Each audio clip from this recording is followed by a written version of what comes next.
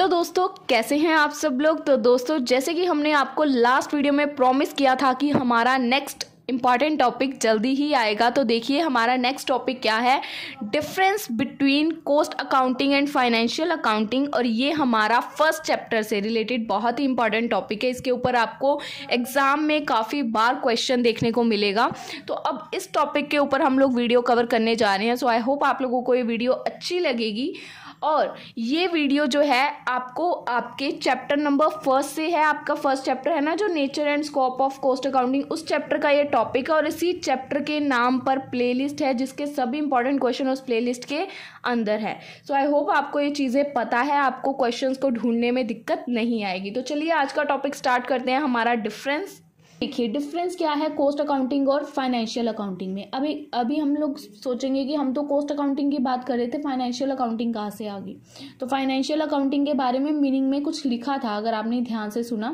देखिए, ये financial statements में भी हेल्प करता है हमारा कॉस्ट अकाउंटिंग, और उसके लेजर्स वगैरह में भी हेल्प करता है। तो उसी के बेसिस पे ये जो डिफरेंस है ये चैप्टर फर्स्ट में आता है। तो सबसे पहले मीनिंग देखिए, कॉस्ट अकाउंटिंग का क्या मीनिंग है। Cost accounting is an accounting system जिसके through organisation keep the track of various cost incur in business in production activities, उसको रिकॉर्ड करती है। कॉस्ट अकाउंटिंग सिस्टम क्या करती है, पूरी ऑर्गेनाइजेशन के रिकॉर्ड को ट्रैक करती है, कितनी कॉस्ट इंकर हो रही है बिजनेस की प्रोडक्शन एक्टिविटीज में, उसके ऊपर ध्यान रखती है।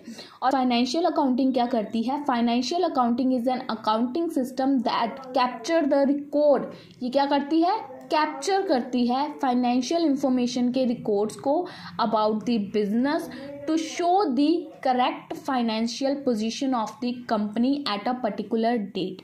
ये क्या करती है, फाइनेंशियल इंफॉर्मेशन को रिकॉर्ड या कैप्चर करती है ताकि इन फ्यूचर अगर कुछ बिजनेस की फाइनेंशियल पोजीशन शो करनी है तो उसमें ये कंपनी ये चीज फाइनेंशियल अकाउंटिंग हमारी हेल्प करेगी।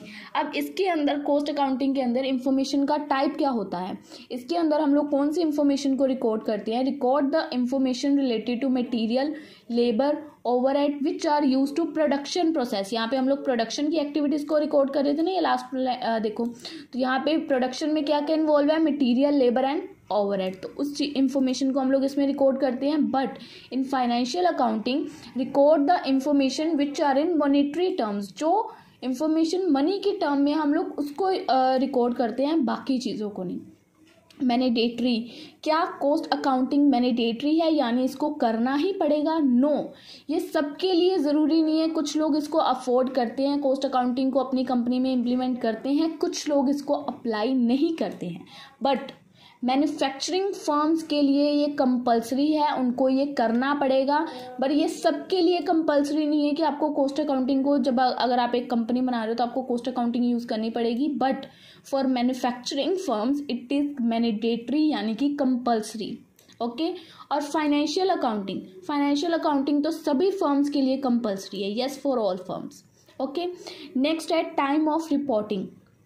अब कॉस्ट अकाउंटिंग जैसे हम लोग होते हैं ना, फाइनेंशियल स्टेटमेंट्स बनाते हैं, तो इसमें टाइम ऑफ रिपोर्टिंग कि कॉस्ट अकाउंटिंग की रिपोर्टिंग करने की टाइम क्या है, ये फ्रिक्वेंटली प्रिपेयर होती है, frequently prepared and report to the management. इसको कभी भी प्रिपेयर कर सकते हैं, और किसको रिपोर्ट करना होता है प्रिपेयर करके, मैनेजमेंट को।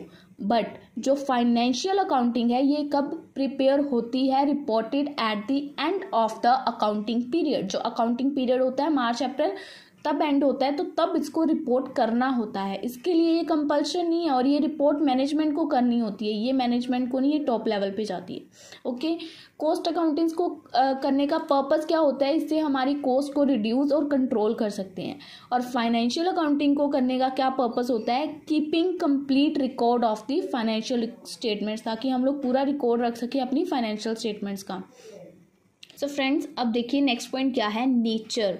कॉस्ट अकाउंटिंग का नेचर क्या है, कॉस्ट अकाउंटिंग का नेचर है कि ये पास्ट और प्रेजेंट दोनों रिकॉर्ड्स को कंसर्न करती है। बट जो हमारी फाइनेंशियल अकाउंटिंग है वो हमारे सिर्फ हिस्टोरिकल डाटा को कंसर्न करती है, प्रेजेंट इन फ्यूचर कुछ लेना देना नहीं है, सिर्फ हिस्टोरिकल डाटा।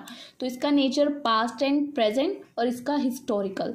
उसके बाद इनका ऑब्जेक्टिव क्या है, कॉस्ट अकाउंटिंग का क्या ऑब्जेक्टिव होता है कि ये हमें इंफॉर्मेशन प्रोवाइड करती है कि कितना कॉस्ट इंकर हो रहा है, कितनी कॉस्ट को हम कंट्रोल कर सकते हैं और उसी के बेसिस पे हम लोग अपने डिसीजंस ले सकते हैं कि हमें आगे कॉस्ट को कैसे कंट्रोल करना है। और फाइनेंशियल अकाउंटिंग हमें क्या मेन ऑब्जेक्टिव है, ये हमें इंफॉर्मेशन प्रोवाइड करती है about the financial performance and financial position of the business.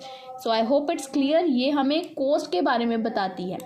Cost accounting हमें बताती है कि कॉस्ट को कंट्रोल कैसे करना है और उसके बेसिस पे डिसीजंस कैसे लेने हैं। बट फाइनेंशियल अकाउंटिंग उसको फाइनेंशियली क्या हमारी कंपनी परफॉर्म कर रही है, उसकी फाइनेंशियल परफॉर्मेंस क्या है, उसके बारे में बताती है। सो आई होप आपको ये डिफरेंस क्लियर है। अब मिलेंगे हम लोग आपको अपनी अगली वीडियो में, तब तक के लिए गुड बाय।